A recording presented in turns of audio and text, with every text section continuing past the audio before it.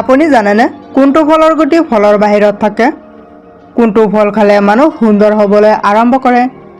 বৃক্ক সুৰক্ষাৰ বাবে কোনটো ফল বেছি উপকাৰী?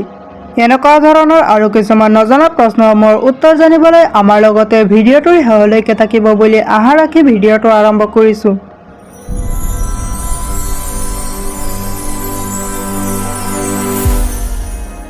আজিৰ প্ৰথম প্ৰশ্নটো হৈছে, কি খাদ্য নিয়মিত খালে কেতিয়াও হাৰ্ট ব্লক নহ'ব? অপশ্যনসমূহ হৈছে ক কফি, খ গাখীৰ, গ নহৰু, ঘ কণী।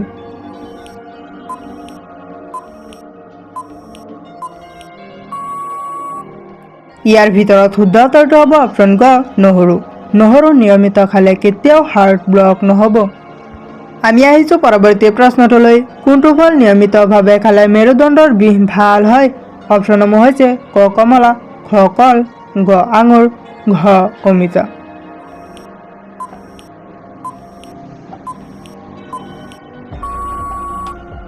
ইয়াৰ ভিতৰত শুদ্ধ উত্তৰটো হ'ব অপশ্যন ক কমলা। কমলা নিয়মিতভাৱে খালে মেৰুদণ্ডৰ বিষ ভাল হয়। আমি আহিছোঁ পৰৱৰ্তী প্ৰশ্নটোলৈ। শৰীৰত প্ৰটিনৰ অভাৱ হ'লে কি গুৰুতৰ ৰোগ হয়? অপশ্যনসমূহ হৈছে ক জ্বৰ, খ জণ্ডিছ, গ ৰক্তহীনতা, ঘ ডায়েবেটিছ।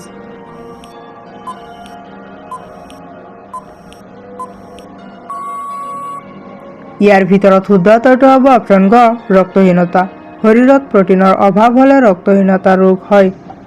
আমি আহিছোঁ পৰৱৰ্তী প্ৰশ্নটোলৈ। দাঁত মজবুত কৰাত কোনটো খাদ্য বেছি ফলপ্ৰসূ? অপশ্যনসমূহ হৈছে ক সৰিয়হৰ তেল, খ টেঙা দৈ, গ অলপ নিমখ, ঘ নাৰিকল তেল।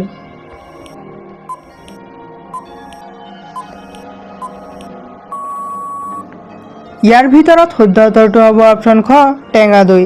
দাঁত মজবুত কৰাত টেঙা দৈ বেছি উপকাৰী। আমি আহিছোঁ পৰৱৰ্তী প্ৰশ্নটোলৈ। কোনটো পাত চোবাই খালে মুখৰ অত্যাধিক দুৰ্গন্ধ নাইকিয়া হয়? অপশ্যনসমূহ হৈছে ক নেমুৰ পাত, খ বেল পাত, গ তেজপাত, ঘ তুলসী পাত।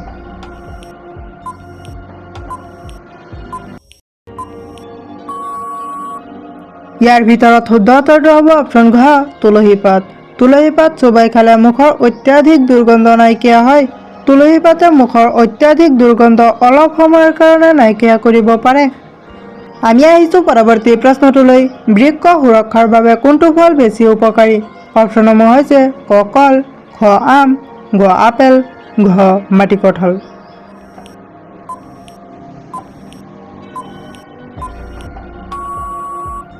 ইয়াৰ ভিতৰত শুদ্ধ উত্তৰটো হ'ব অপশ্যন গ আপেল। বৃক্ক সুৰক্ষাৰ বাবে আপেল বেছি উপকাৰী।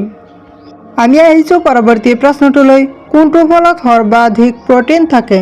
অপশ্যনসমূহ হৈছে ক লিচি, খ আম, গ আপেল, ঘ আতলছ।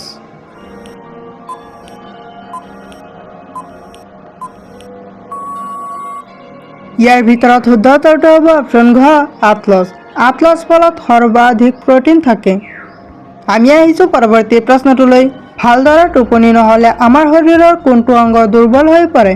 অপশ্যনসমূহ হৈছে ক মগজু, খ পেট, গ বৃক্ক, ঘ হাঁওফাঁও।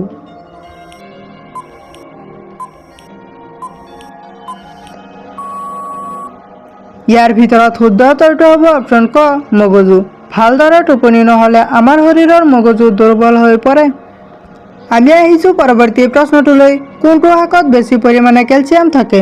অপশ্যনসমূহ হৈছে ক সৰু শাক, খ লাই শাক, ঘ পালেং শাক, ঘ লাও শাক।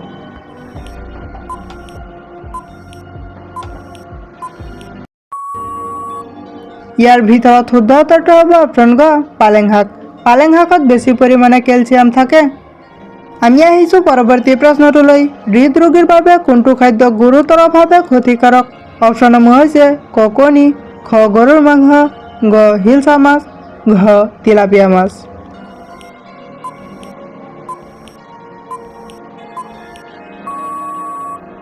ইয়াৰ ভিতৰত শুদ্ধ উত্তৰটো হ'ব অপশ্যন খ গৰুৰ মাংস। হৃদৰোগীৰ বাবে গৰুৰ মাংস খোৱাটো গুৰুতৰভাৱে ক্ষতিকাৰক। আমি আহিছোঁ পৰৱৰ্তী প্ৰশ্নটোলৈ। অত্যাধিক চাহ খালে কি ৰোগৰ আশংকা বৃদ্ধি পায়? অপশ্যনসমূহ হৈছে ক কেঞ্চাৰ ৰোগ, খ আলচাৰ ৰোগ, গ ডায়েবেটিছ ৰোগ, ঘ হৃদৰোগ।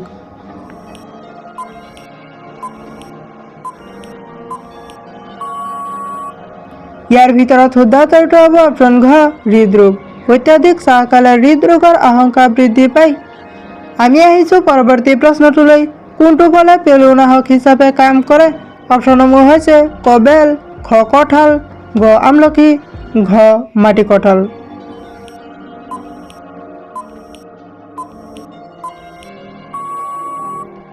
ইয়াৰ ভিতৰত শুদ্ধ উত্তৰটো হ'ব অপশ্যন ঘ মাটি কঁঠাল।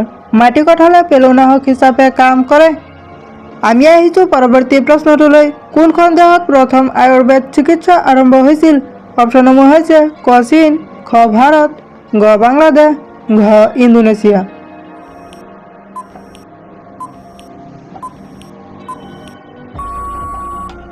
ইয়াৰ ভিতৰত শুদ্ধ উত্তৰটো হ'ব অপশ্যন খ ভাৰত। ভাৰত দেশত প্ৰথমে আয়ুৰ্বেদ চিকিৎসা আৰম্ভ হৈছিল।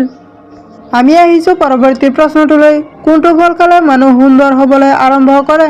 অপশ্যনসমূহ হৈছে ক কমলা, খ তৰমুজ, গ আতলছ, ঘ কলা আঙুৰ।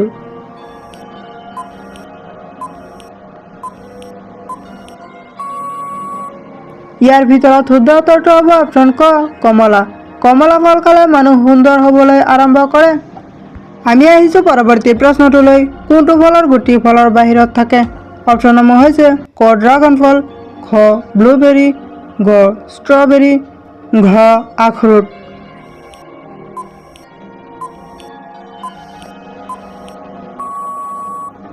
ইয়াৰ ভিতৰত শুদ্ধ উত্তৰটো হ'ব অপশ্যন ক ড্ৰাগন ফল। ড্ৰাগন ফলৰ গুটি ফলৰ বাহিৰত থাকে। আমি আহিছোঁ পৰৱৰ্তী প্ৰশ্নটোলৈ। কোনটো মছলাই সাপক আপোনাৰ ঘৰত আহিব নিদিয়ে? অপশ্যনসমূহ হৈছে ক আদা, খ হালধি, গ জলকীয়া, ঘ পিঁয়াজ।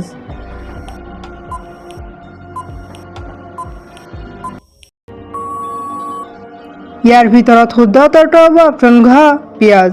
পিঁয়াজৰ গোন্ধই সাপক ঘৰত আহিব নিদিয়ে। পিঁয়াজৰ গোন্ধ সাপে ভাল নাপায়। আমি আহিছোঁ পৰৱৰ্তী প্ৰশ্নটোলৈ। কোনটো প্ৰাণীৰ ঘ্ৰাণ শক্তি আটাইতকৈ প্ৰবল? অপশ্যনসমূহ হৈছে ক কুকুৰ, খ পৰুৱা, গ সাপ, ঘ এন্দুৰ।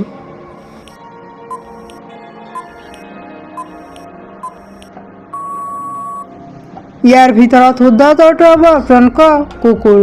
কুকুৰৰ ঘ্ৰাণ শক্তি আটাইতকৈ প্ৰবল। আমি আহিছোঁ পৰৱৰ্তী প্ৰশ্নটোলৈ। কি খালে তেজ বৃদ্ধি হয়? অপশ্যনসমূহ হৈছে ক বাদাম, খ কণী, গ মাংস, ঘ ডাৰ্ক চকলেট।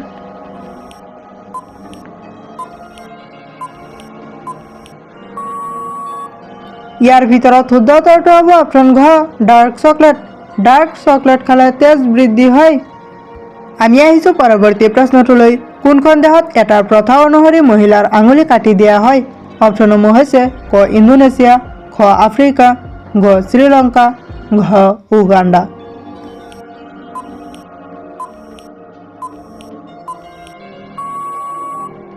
ইয়াৰ ভিতৰত শুদ্ধ উত্তৰটো হ'ব অপশ্যন ক ইণ্ডোনেছিয়া। ইণ্ডোনেছিয়াৰ পাপুয়া প্ৰদেশৰ ধানী জনজাতিৰ মাজত শোকৰ প্ৰতীক হিচাপে পৰিয়ালৰ কোনো সদস্যৰ মৃত্যু হ'লে মহিলাৰ আঙুলি কটাৰ এক পৰম্পৰা আছিল। এই প্ৰথাটোক ইকিপালিন বুলি জনা যায়। বৰ্তমান এই প্ৰথা নিষিদ্ধ কৰা হৈছে। আমি আহিছোঁ পৰৱৰ্তী প্ৰশ্নটোলৈ। কোনটো ফল খালে পেটৰ গেছ সোনকালে হ্ৰাস পায়? অপশ্যনসমূহ হৈছে ক কল, খ কমলা, গ আম, ঘ অমিতা।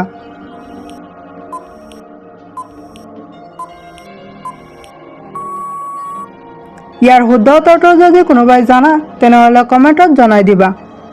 ভিডিঅ'টো শেষলৈকে দেখাৰ বাবে ধন্যবাদ। যদি ভিডিঅ'টো ভাল লাগিছে তেনেহ'লে এটা লাইক কৰি দিব আৰু যদি এনেকুৱা ধৰণৰ আৰু কিছুমান নজনা প্ৰশ্নসমূহৰ উত্তৰ জানিব বিচাৰে তেনেহ'লে আমাৰ চেনেলটো ছাবস্ক্ৰাইব কৰি ৰাখিব। Thank U.